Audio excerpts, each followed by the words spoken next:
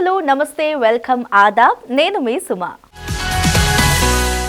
ప్రతి వారం మీ అందరి కోసం జాతీయ అంతర్జాతీయ ప్రత్యేక రోజులు వాటి విశేషాలతో మన యాక్ట్ స్టార్టప్ వీక్ సిద్ధమైపోయింది. సో ఈ వారం ప్రత్యేకమైన రోజులు ఏమేమి ఉన్నాయో చూసేద్దామా? మరి November 11th national education day, November 14th children's day, November 16th national press day, November 17th international students day. వీటన్నిటి గురించిన విశేషాలను మరి ఈ వారం తెలుసుకుందామా? ప్రతి సంవత్సరం నవంబర్ 11న దేశవ్యాప్తంగా జాతీయ విద్యా దినోత్సవాన్ని జరుపుకుంటున్నాం. దీన్నే రాష్ట్రీయ శిక్షా దివస్ అని కూడా పిలుస్తారు. భారతదేశానికి స్వాతంత్రం వచ్చిన తరువాత మొదటి విద్యాశాఖ మంత్రిగా పనిచేసిన మౌలానా అబుల్ కలాం ఆజాద్ జన్మదినమైన నవంబర్ 11న జాతీయ విద్యా దినోత్సవాన్ని నిర్వహిస్తారు. దేశంలో విద్యాభివృద్ధికి విశేష కృషి చేసిన మౌలానా అబుల్ కలాం ఆజాద్ పుట్టినరోజును జాతీయ విద్యా దినోత్సవంగా పాటిస్తున్నారు. స్వాతంత్ర్యం వచ్చాక మన దేశానికి మొదటి విద్యాశాఖ మంత్రిగా ఆజాద్ పనిచేశారు. 1947 నుంచి 1958 వరకు తన బాధ్యతల్ని సమర్థవంతంగా నిర్వహించారు. భారతదేశానికి మొదటి ఉపరాష్ట్రపతిగా కూడా ఆయన సేవలందించారు. ఈ విద్యా దినోత్సవాన్ని 2008 నుంచి కేంద్ర ప్రభుత్వం నిర్వహిస్తోంది. ఈ జాతీయ విద్యా దినోత్సవాన్ని మరి ముఖ్యంగా భారతదేశ స్వాతంత్ర పోరాటంలో అలాగే 11 సంవత్సరాలు విద్యా వ్యవస్థకి అభివృద్ధికి కారకులైనటువంటి భారతరత్న మౌలానా అబుల్ కలాం ఆజాద్ వారి పేరిట ఈ జయంతిని పురస్కరించుకుని ఈ జాతీయ విద్యా దినోత్సవాన్ని ప్రతి సంవత్సరం నవంబర్ 11వ తారీఖున దేశమంతటా కూడా విద్యా వ్యవస్థలు ఒక పండగని చేసుకుంటూ ఉన్నాయి. ఈయన 1888వ సంవత్సరంలో మక్కాలో నవంబర్ 11వ తారీఖున జన్మించారు.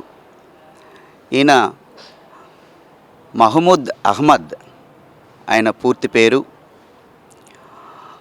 కలాం అనేది ఆయన బిరుదు, ఆజాద్ అనేది ఆయన కలం పేరు.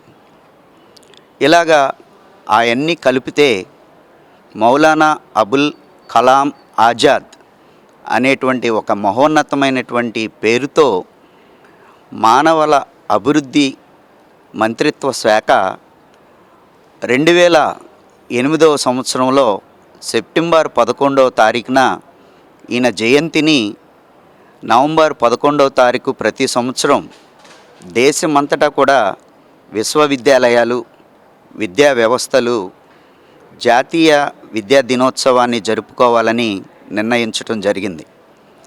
ఈ దినోత్సవాన్ని పురస్కరించుకుని విద్యా వ్యవస్థలో అలాగే విశ్వవిద్యాలయాల్లో విద్యార్థులకు వ్యాసరచన పోటీలు, అలాగే ఉపన్యాస పోటీలు, అలాగే ఇంకా కవితల మీద కానీ వ్యాసరచనలో చేయటంలో కానీ అనేక రకాలైనటువంటి పోటీలు నిర్వహించి విద్యార్థులలో ఉన్నటువంటి ఒక జ్ఞానాన్ని వెలికితీయటం కోసం ఈ యొక్క దినోత్సవాన్ని కూడా జరుపుకుంటూ ఉన్నారు. అంతేకాదు విద్యా వ్యవస్థలో ప్రమాణాలు మార్పు చెందుతూ ఉన్నాయి.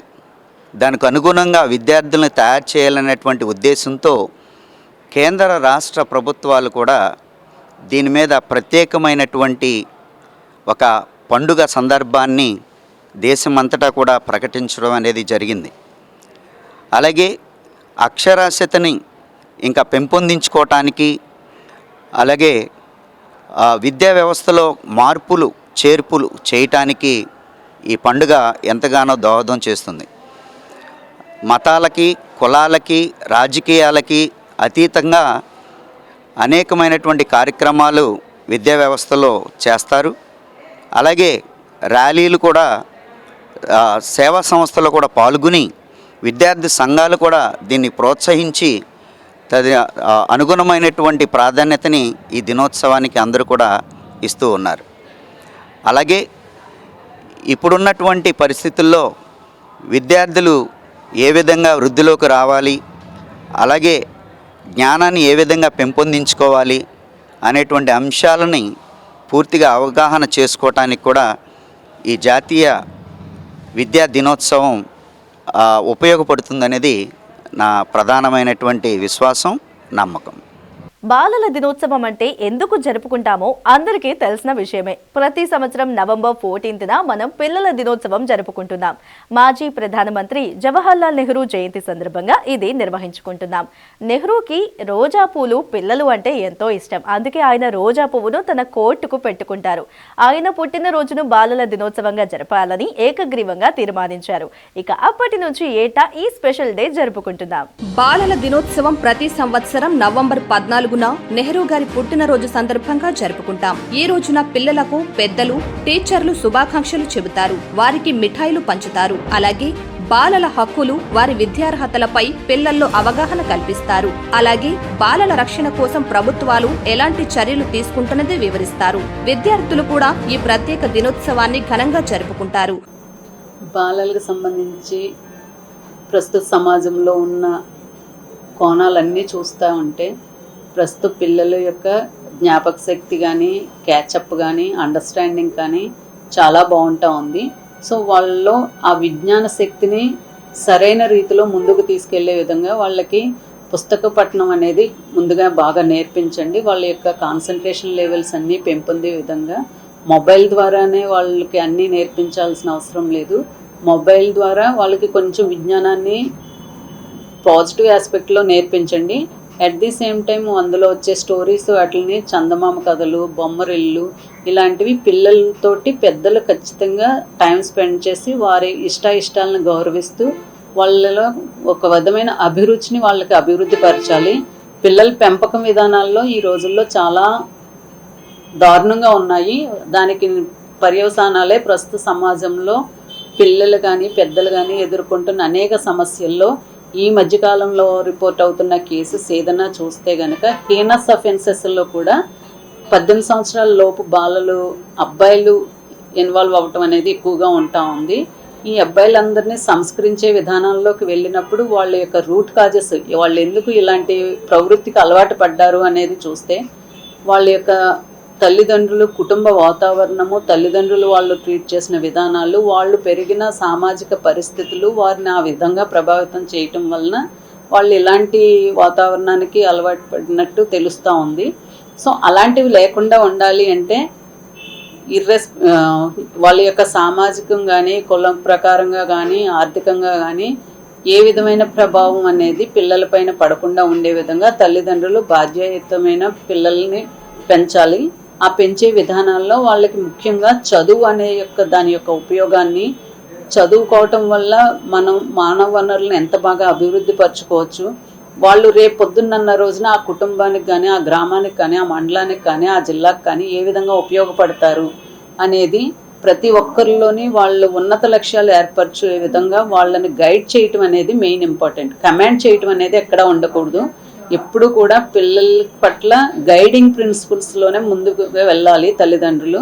ఆ తల్లిదండ్రులు ఏ విధంగా ఉన్నారు అనేది వాళ్ళని చూసే పిల్లలు వాళ్ళని అనుకరిస్తారు. కాబట్టి ఖచ్చితంగా తల్లిదండ్రులందరూ వాళ్ళ వృత్తుల పట్ల కానీ, వాళ్ళు ప్రవర్తించే విధానాల్లో కూడా ప్రతిదీ ఒక అంకిత భావం అనేది కనిపించాలి. వాళ్ళు ఆ అంకిత భావంతో ముందుకు వెళ్ళినప్పుడు వాళ్ళని చూసి వాళ్ళ పిల్లలు కూడా కమిట్మెంట్ అనేది నేర్చుకుంటారు. సో వాళ్ళని చూసే పిల్లలు ఇమిటేట్ చేస్తారు. కాబట్టి తల్లిదండ్రులే వాళ్ళకి తొలి గురువులు. కాబట్టి తల్లిదండ్రులు సక్రమంగా బాధ్యతగా ఉంటే పిల్లలు అయ్యే అలవాటు చేసుకుని వాళ్ళు ఆ విధంగా ఉండటానికి ఉంటుంది, వాళ్ళు ఆచరించడానికి అవకాశం ఉంటుంది. కాబట్టి ప్రస్తుతం ఉన్న సమాజంలో పిల్లల పెంపకం విధానాల్లో చాలా మార్పులు వచ్చినాయి. వాటిలన్నింటినీ మనం తగ్గించుకుంటూ ఎక్కడో ఎవరో మొదలు పెట్టాలి అనేది కాకుండా మనము సమాజంలో భాగమే. కాబట్టి మన ఇంట్లోంచి మన పిల్లలు ఏ విధంగా ఉన్నారు అనేది మనం ఆలోచించుకుని ఫస్ట్ స్టెప్ మన ఇంట్లోంచే మొదలవ్వాలి. ఓకే, మన పిల్లలు ఏ విధంగా ఉంటున్నారు, వాళ్ళు ఏం చేస్తున్నారు, డే అంతా వాళ్ళు ఏ విధంగా స్పెండ్ చేస్తున్నారు, చదువుకునే పిల్లలు ఉంటే కనుక వాళ్ళు స్కూల్లో ఏం చేస్తున్నారు, ఫ్రెండ్స్తో ఎలా ఉంటున్నారు, వాళ్ళ హ్యాబిట్స్ ఏ విధంగా ఉంటున్నాయి, టీచర్స్తో ఎలా ఉంటున్నారు అనేది రెస్పాన్సిబిలిటీస్ ఏ విధంగా ఇచ్చేస్తున్నారు, హక్కుల్ని ఎంత స్వేచ్ఛగా అనుభవించాలని చెప్తున్నామో వాళ్ళ యొక్క బాధ్యతలను కూడా అంతే ఎఫెక్టివ్గా వాళ్ళు నిర్వహించాలి. అది ఎంత బాధ్యతాయుతంగా వాళ్ళు నిర్వర్తిస్తున్నారు, వాళ్ళ విధుల పట్ల వాళ్ళు ఎంత బాధ్యతను చూపిస్తున్నారు అనేది కూడా మనం గమనిస్తూ ఉండాలి. వాళ్ళు ఏ మాత్రం తప్పిదంగా కానీ తప్పుడు మార్గంలో కానీ తప్పుడు ఆలోచనల్లో కానీ వాళ్ళు ఉంటున్నారు అనేది గమనించిన వెంటనే తల్లిదండ్రులు పిల్లల్ని కూర్చోబెట్టుకుని వాళ్ళతో టైం స్పెండ్ చేసి వాళ్ళ యొక్క సమస్యకి పరిష్కరించుకోవాలి. తల్లిదండ్రుల స్థాయిలో సమస్యలు పరిష్కరించుకోలేని సందర్భాల్లో ఖచ్చితంగా వాళ్ళకి ప్రొఫెషనల్ కౌన్సిలర్స్ అనేది ఖచ్చితంగా చైల్డ్ గాడి తప్పుతున్నాడు అనేది గమనించుకున్నప్పుడు వెంటనే తల్లిదండ్రులు వాళ్ళ స్థాయిలో అవ్వకపోతే కనుక వాళ్ళ స్కూల్లో ఉండే కౌన్సిలర్స్ని కానీ చైల్డ్ సైకాలజిస్టులు కౌన్సిలర్స్ ఈ రోజుల్లో చాలా ప్రతి చోట అవైలబుల్ ఉంటున్నారు. వాళ్ళ దగ్గరకు తీసుకువెళ్ళి వాళ్ళ పిల్లల్ని సంస్కరించుకునే విధంగా ఆ పిల్లలతోటి ఆ సైకాలజిస్ట్ తోటి కౌన్సిలింగ్ అనేది ఇప్పించుకుని పిల్లల్ని సక్రమ మార్గంలో పెట్టుకుని వాళ్ళు ఉజ్వల భవిష్యత్తు ఏర్పాటు చేసుకోవటానికి వీళ్ళు దోహదపడాలి. ఆ లక్ష్యాన్ని వాళ్ళు చేరుకునే విధంగా కావాల్సిన అన్ని సోర్సెస్ని తల్లిదండ్రులు బాధ్యతగా వాళ్ళకి అందించినప్పుడు వాళ్ళు మంచి పౌరులుగా తీర్చిదిద్దడానికి అవకాశం ఉంటుంది. అసలు ప్రెస్ అంటే చాలా మందికి తెలిసినప్పటికీ ఈ ప్రెస్ డే గురించి కొంతమందికే తెలుసు. ప్రతి సంవత్సరం నవంబర్ 16న ఈ నేషనల్ ప్రెస్ డేని జరుపుకుంటాం. 1966 నవంబర్ 16న ప్రెస్ కౌన్సిల్ ఆఫ్ ఇండియాను ఏర్పాటు చేయడం జరిగింది. ఇక అప్పటి నుంచి ప్రతి సంవత్సరం నవంబర్ 16న జాతీయ పత్రికా దినోత్సవాన్ని జరుపుకోవడం జరుగుతుంది. భారతదేశంలో స్వేచ్ఛ మరియు బాధ్యతాయుతమైన ప్రెస్ కి ప్రతీక ప్రెస్ కౌన్సిల్ ఆఫ్ ఇండియా ఈ శక్తివంతమైన మాధ్యమం నుండి ఆశించిన ఉన్నత ప్రమాణాలను నిర్వహించడమే కాకుండా ఎటువంటి బాహ్య కారకాల ప్రభావం లేదా బెదిరింపులకు గురి కాకుండా ఉండేలా చూడడానికి ప్రెస్ కౌన్సిల్ ఆఫ్ ఇండియా నైతిక పర్యవేక్షణగా పనిచేయడం ప్రారంభించిన రోజు ఇది. ప్రపంచ వ్యాప్తంగా అనేక ప్రెస్ లేదా మీడియా కౌన్సిల్స్ ఉన్నప్పటికీ ప్రెస్ కౌన్సిల్ ఆఫ్ ఇండియా అనేది ఒక ప్రత్యేకమైన సంస్థ. ఇది స్వతంత్ర ప్రతిపత్తిని కాపాడే బాధ్యతలో రాష్ట్ర సాధనాలపై కూడా అధికారాన్ని వినియోగించే ఏకైక సంస్థ ప్రెస్. జాతీయ పత్రికా దినోత్సవం ఏర్పడడానికి ప్రెస్ కౌన్సిల్ మనకి 1965లో యాక్ట్ రావటం, 1966లో ప్రెస్ కౌన్సిల్ ఏర్పడటం, ఆ నేపథ్యంలో మనకి జాతీయ పత్రికా దినోత్సవం నిర్వహించుకోవాలని నిర్ణయం చేసి అప్పటి నుంచి కూడా జాతీయ పత్రికా దినోత్సవాన్ని నిర్వహిస్తున్నారు ప్రతి ఏటా కూడా. దీనికి ప్రధానమైన కారణం ఏంటంటే ప్రజాస్వామ్యానికి 4 ప్రధానమైన మూల స్తంభాలలో ఈ మన ప్రెస్ కూడా 4వ ప్రధానమైన మూల స్తంభం కింద గుర్తించబడింది. కాబట్టి ఏ ప్రభుత్వం అయినా పారదర్శకంగా ప్రజల్లో సమాచారం అందిస్తూ ప్రజల్లో సుపరిపాలన చేయాలి అంటే అందుకు దోహదపడేది ప్రజలకు, ప్రభుత్వాలకి కూడా వారధిగా నిలబడేది ప్రెస్. ఈ యొక్క పత్రికల యొక్క హక్కుల పరిరక్షణ కోసం కూడా ఉద్యమించడానికి, హక్కుల పరిరక్షణకి కోసం కూడా పాత్రికేయులందరూ కూడా సంఘాలుగా ఏర్పడి ఈ తమ యొక్క స్వతంత్రాన్ని ప్రజల తరఫున సమాజంలో ఉన్న సమస్యలను ప్రభుత్వాల దృష్టికి తీసుకెళ్లి సమస్యలను పరిష్కరించడానికి కోసం కూడా ఈ సందర్భంగా అనేక రకాల సదస్సులు, అవగాహన కార్యక్రమాలు కూడా నిర్వహిస్తూ ఉంటాం. ప్రతి ఏటా జరుగుతూ ఉంటుంది. మనం చూసినట్లయితే స్వాతంత్రోద్యమానికి ముందు నుంచి కూడా పత్రికల యొక్క పాత్ర ఎనలేనిది. ఆ రోజుల్లో న్యాయవాదులు అందరూ కూడా పత్రికా ప్రతినిధులుగానే ఉన్నారు. వాళ్ళు చిన్న పత్రికలు అందరూ కూడా ఆ రోజున సంఘ సంస్కర్తలు అందరూ ఒక్కొక్కళ్ళు ఒక్కొక్క పత్రిక నిర్వహించారు. ఎందుకనంటే మనం చేసే కార్యక్రమాలన్నీ కూడా ప్రజల్లోకి వెళ్ళడానికి పత్రికలు ఆనాడే దాదాపు 200 సంవత్సరాల క్రితమే ఎంతో ప్రధానమైన భూమికని వ్యవహరించాయి. అందులో ప్రధానంగా చూస్తే స్వాతంత్రోద్యమం టైంలో చూస్తే ఆత్మకూరు గోవిందాచార్యులు గారు దేశోపకారి అనే పత్రికని, ఆయన సత్యాగ్రహి అనే పత్రికను నిర్వహించారు. అలాగే మనకి సత్యరాజ్ సీతారామయ్య గారు అని చెప్పి మన ఏలూరు వాస్తవ్యులే, ఆయన దేశోపకారి అనే పత్రికను నిర్వహించారు. ముసలిగంటి రాంబాయమ్మ గారు అని చెప్పి ఫస్ట్ ఉమెన్ ఎడిటర్ 1904లో ఆవిడ ఏలూరు కేంద్రంగా దేశోపకారి పత్రిక నడిచింది. తర్వాత హిందూ సుందరి పత్రిక కూడా ఇక్కడ మనకు నడిచింది. అంటే స్త్రీల యొక్క గొప్పతనాన్ని, స్త్రీల యొక్క నైపుణ్యాన్ని కూడా వాళ్ళలో ఉన్న అనేక రకాల వృత్తుల్లో ఉన్న నైపుణ్యాన్ని కూడా వెలుగులో తీసుకొచ్చి వాళ్ళ యొక్క టాలెంట్స్ అన్నింటినీ కూడా తీసుకొచ్చే ప్రక్రియ ఆ రోజుల్లోనే పత్రికల ద్వారా చేయటం ప్రారంభం చేశారు. అప్పుడు మన ఏలూరుకి చెందిన ముసలిగంటి రాంబాయమ్మ గారు అని చెప్పి ఆవిడ ఫస్ట్ ఉమెన్ ఎడిటర్. తర్వాత ఆ పత్రికని తణుకు దగ్గర కొంతేరు దగ్గరికి మార్చారు, అక్కడ నిర్వహించడం జరిగింది. అట్లా ఎన్నో పత్రికలు స్వాతంత్రోద్యమంలో నిర్వహించింది. ప్రధానంగా సత్యాగ్రహి పత్రిక అయితే మన ఆత్మకూరు గోవిందాచార్యులు గారు మన గాంధీ ఆంధ్రజాతీయ మహావిద్యాలయంలో పైన నిర్వహించారు. దాన్ని బ్రిటిష్ వాళ్ళు కూడా పత్రికా కార్యాలయాన్ని ధ్వంసం చేయటం, ఆ తర్వాత మళ్ళీ దాన్ని చేయటం, ఏ రోజుకారో సైకిల్ స్టైల్ పత్రికలు తీసుకుని వెళ్ళి మన రైళ్లకు అంటించి ఆ ద్వారా సమాచారాన్ని అందరూ కూడా పంపించడం చేస్తూ ఉండేవారు. అలాగా పత్రికల యొక్క చిన్న పత్రికల యొక్క ప్రాధాన్యత ఆ రోజు నుంచి కూడా పెరగటం, తర్వాత అనేక రకాలుగా శాఖోపశాఖలుగా విస్తరించి ఈ రోజున ప్రజాస్వామ్యంలో మూలస్తంభం కింద పత్రికలు వ్యవహరిస్తున్నాయి. సమాజంలో సుపరిపాలన జరగాలన్నా, పారదర్శకంగా పరిపాలన జరగాలన్నా, ప్రజలకు ప్రభుత్వ యొక్క ఫలాలు అన్నీ సక్రమంగా అందుతున్నాయా అందలేదా అని ప్రజల యొక్క ఫీడ్బ్యాక్ తెలుసుకోవాలన్నా పత్రికలు అనేవి ప్రధానమైన భూమిక వహిస్తున్నాయి అప్పటి నుంచి కూడా. ఆ నేపథ్యంలోనే తర్వాత కాలానికి వచ్చేప్పటికి ఏంటంటే గ్రాంధిక భాష నుంచి వ్యవహారిక భాషా శైలిలోకి పత్రికలు కూడా చాలా మటుకు మార్పు చేయడం జరిగింది. ఈ రోజున ప్రజలకు చక్కగా హాయిగా చదువుకోవడానికి వీలుగా ఉండే విధమైన భాషలో కూడా పత్రికలు ఈ రోజున రావడంతో, అన్ని భాషల పత్రికలు కూడా రావడంతో ఏంటంటే ప్రజలకు సమాజంలో ఎక్కడ ఏది జరుగుతున్నా కానీ తెలిసే పరిస్థితి ఏర్పడింది. తర్వాత ఈ మధ్యన సామాజిక మాధ్యమాలు కూడా, అలాగే టెలివిజన్ మాధ్యమాలు కూడా రావటం, తర్వాత గత 20 సంవత్సరాలుగా శాఖోపశాఖలుగా వర్ధిల్లి ఇప్పుడు మనకి సోషల్ మీడియా కూడా రావడం జరిగింది. ఇప్పుడు ప్రతి వాళ్ళు కూడా ఆ రోజుల్లో ఎలా అయితే ఉందో ప్రతి వాళ్ళు కూడా యూట్యూబ్ ఛానల్ స్టార్ట్ చేసి ఒక్కొక్కళ్ళు ఒక్కొక్క పద్ధతిలో వాళ్ళ యొక్క కల్చరల్ ప్రోగ్రామ్స్, వాళ్ళ యొక్క టాలెంట్స్ అన్నింటిని కూడా ఎక్స్పోజ్ చేసుకుంటూ వస్తున్నారు. అయితే ఏంటంటే ఒక దానికి నియంత్రణ ప్రెస్ కౌన్సిల్ ఆఫ్ ఇండియా అని ఉండటం, తర్వాత ఈ శాటిలైట్ ఛానల్స్ కానీ లేకపోతే ప్రింట్ మీడియా కానీ ఏంటంటే స్వీయ నియంత్రణ ఉండటం వల్ల ఏంటంటే ఆర్టికల్ 19 క్లాజ్ 1 ఇదేంటంటే మనకి వాక్ స్వాతంత్రాన్ని, ప్రజల వాక్ స్వాతంత్రమే పత్రికల వాక్ స్వాతంత్రం. పత్రికలకు ప్రత్యేకమైన వాక్ స్వాతంత్రం అనేది మనకి ఎప్పుడు కూడా ప్రత్యేకంగా ఇవ్వబడాల. ప్రజలకు ఉండే వాక్ స్వాతంత్ర హక్కు ఆర్టికల్ 19(1)నే పత్రికలు కూడా ఉపయోగించుకుని పత్రికా స్వేచ్ఛకి వినియోగించుకోవడం జరుగుతుంది. కాబట్టి మన కాన్స్టిట్యూషన్ ప్రకారం పత్రిక ఉండే రైట్, ఈ రైట్కి మళ్ళీ ఆర్టికల్ 19 క్లాస్ 2 అనేది ఉంది. అంటే నియంత్రణ ఉంది.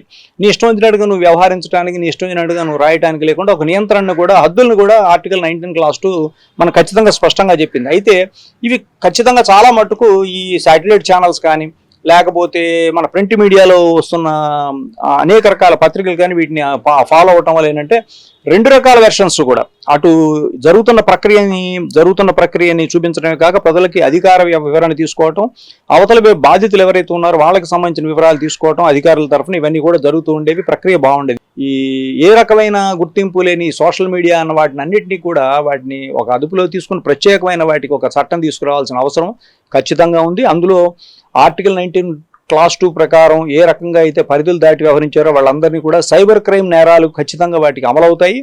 అలాగే డెఫమేషన్ సూట్స్ కూడా వాళ్ళకి అమలవుతాయి. ఏ రకంగా ఎవరిని డ్యామేజ్ చేసే విధంగా వెళ్ళే పరిస్థితులు లేకుండా ఉండే విధంగా ప్రభుత్వాలు నిర్ణయం తీసుకున్నట్లయితే అటు ప్రభుత్వాలు చేసే పనులు ప్రజలు కూడా చాలా జనరంజకంగా.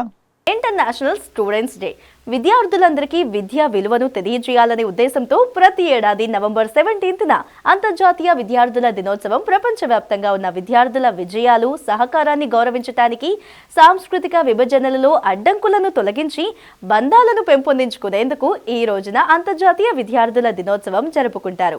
మరి మన దేశంలో ఇంటర్నేషనల్ స్కూల్స్, కాలేజీలు, వర్సిటీల్లో మల్టీ కల్చరల్ స్టూడెంట్స్ సంఖ్య ఎక్కువ.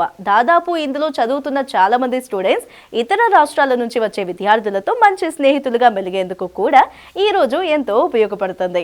అంతర్జాతీయ విద్యార్థి దినోత్సవం లేదా ఇంటర్నేషనల్ స్టూడెంట్ డే మనం ప్రతి సంవత్సరం నవంబర్ 17వ తారీఖున జరుపుకుంటాం.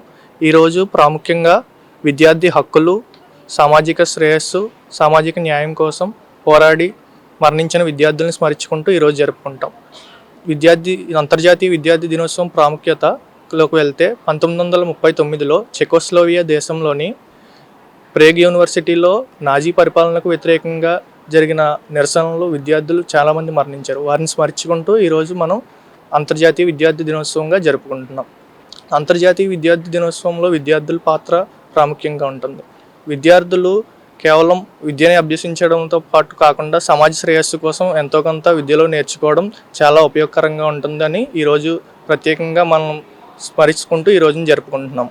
విద్యార్థులు విద్యతో పాటు సమాజం శ్రేయస్సు కోసం నిరంతరం కృషి చేయాలని వారిలో ప్రేరేపిస్తూ వారిలో ఎప్పుడు మంచి స్ఫూర్తిని అందించడంలో ఈ దినోత్సవం ఎప్పుడు మనల్ని ప్రోత్సహిస్తుంది. అంతర్జాతీయ విద్యార్థి దినోత్సవం కేవలం విద్యార్థులను ప్రోత్సహించడమే కాకుండా విద్యా ప్రణాళికను, విద్యను భవిష్యత్తులో విద్యార్థులు అన్ని రంగాల్లో ముందుండే విధంగా అన్ని రంగాల్లోని విద్యార్థులు ఎప్పుడూ ముందుండాలని ఈ అంతర్జాతీయ విద్యార్థి దినోత్సవం ప్రేరేపిస్తుంది. అయితే ఎప్పుడు విద్యనే అభ్యసించడమే కాకుండా విద్యార్థులు అన్ని రకములని విద్యా కళాశాలల్లోనే అభివృద్ధి పరచుకోవాలనేది ఈరోజు ప్రాముఖ్యంగా మనల్ని ప్రేరేపిస్తుంది. విద్యార్థులు ఎప్పుడు విద్యతోనే కాకుండా అనేక రంగాల్లోని ముందుకు వెళ్ళాలని అలాంటిది విద్యా సంస్థల నుంచే ప్రేరేపించడం ఈరోజు ప్రాముఖ్యంగా మనం చూస్తూ ఉంటాం. అయితే అంతర్జాతీయ విద్యార్థి దినోత్సవం అన్ని దేశాల్లోని జరుపుకుంటారు. ఇది అంతర్జాతీయంగా జరుగుతుంది. దీనివల్ల అనేక దేశాల్లో ఉన్న విద్యార్థులు వారిపై జరుగుతున్న అరాచకాలు అకృత్యాలు అన్నిటినీ మనం నోరు తెరిచి మాట్లాడడానికి ఇది మంచి వేదికగా మారుతుంది.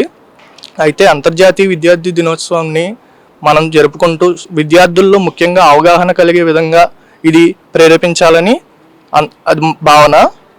అంతర్జాతీయ విద్యార్థి దినోత్సవం రోజు మనం స్మరించుకుంటూ విద్యార్థుల్లో కూడా మార్పు రావాలి, సమాజంలో మార్పు రావాలి, విద్యా సంస్థలు ప్రభుత్వాలు విద్యా ప్రణాళిక కూడా మారాలి. అది ఎప్పుడూ సమాజం శ్రేయస్సు కోసం సమాజం ముందుకు వెళ్ళే విధంగా ఉండాలని అంతర్జాతీయ విద్యార్థి దినోత్సవం యొక్క ముఖ్య లక్ష్యం.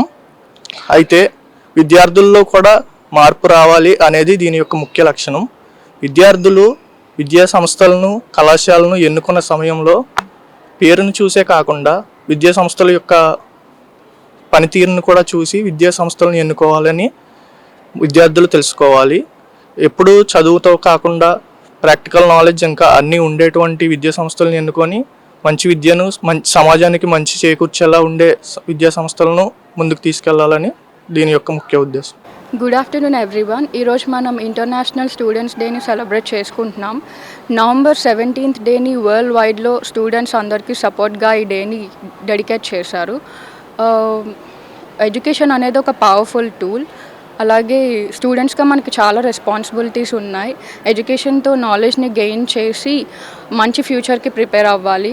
ఈ జర్నీలో మనకి ఛాలెంజెస్ వస్తాయి, బట్ మనం కాన్ఫిడెన్స్తో అవి ఫేస్ చేయాలి. మన డ్రీమ్స్తో పాటు సోషల్ రెస్పాన్సిబిలిటీ కూడా మనకి చాలా ఇంపార్టెంట్. అలాగే సొసైటీకి కాంట్రిబ్యూట్ చేసే సక్సెస్కి మనం ఒక ఇన్స్పిరేషన్లా ఉండాలి. సో ఇంటర్నేషనల్ డే మన కమిట్మెంట్కి అలాగే మన అచీవ్మెంట్స్కి ఒక రిమైండర్ లాగా మనం డిసైడ్ అవుదాం. So let's aim to be responsible and knowledgeable citizens of tomorrow. Thank you and happy International Students Day. చూసారు కదా ఈ వారం స్పెషల్ డేస్, అండ్ వచ్చే వారం మరిన్ని స్పెషల్ డేస్ తో మళ్ళీ మీ ముందుకు వచ్చేస్తా. అంతవరకు keep watching and by by.